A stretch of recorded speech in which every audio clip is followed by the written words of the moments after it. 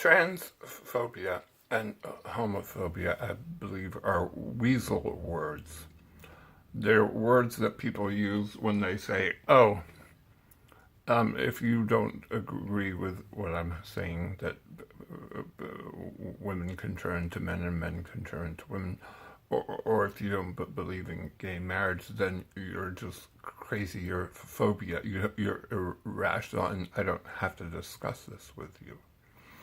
And do you think that's true? Can you just say to people, "Oh, I'm sorry, you're just a bigot and crazy, so I don't have to talk to you"? It seems rude to me.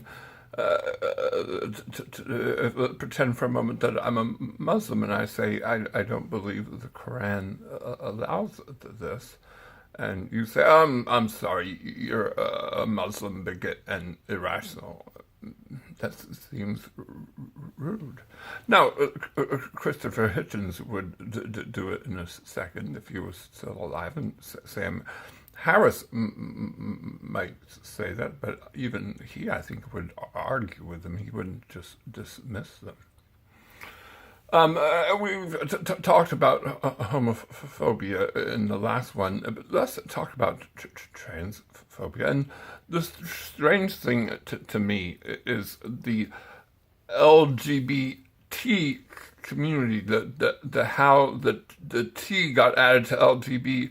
It seems like people are saying, hey, you have to believe this whole set of ideas, and they're adding letters to it, right? And I don't even understand these others, but the idea is, I think you have to just buy this. People can do what they want, and you just have to accept this. And I don't think we've talked about this enough. I feel like I have a grip on homosexuality and gay marriage, but this whole transgender business is new to me.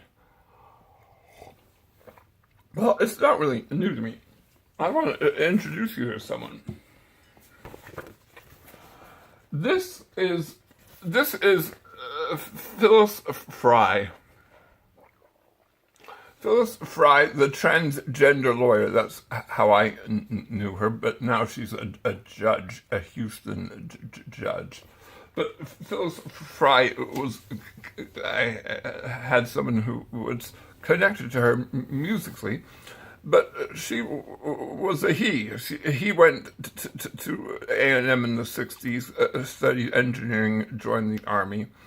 I believe was kicked out of the Army, maybe, but definitely it was when he was an engineer. What would happen was, and his first wife and left him with a child, because what would happen was he would, of course, dress like a man during the day, but at night he would cross-dress.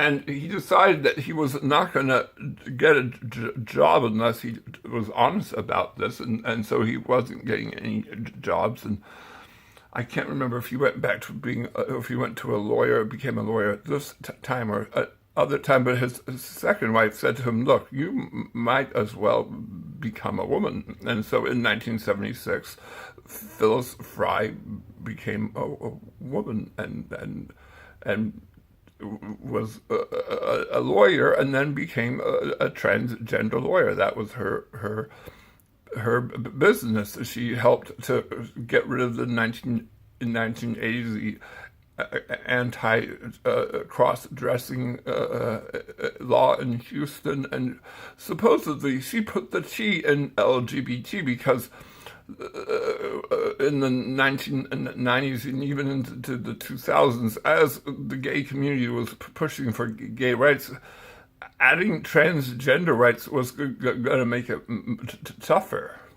And so the idea, I think, among many people, very much like in the 19th century with women and African Americans, many people said, hey, it will be easier if we just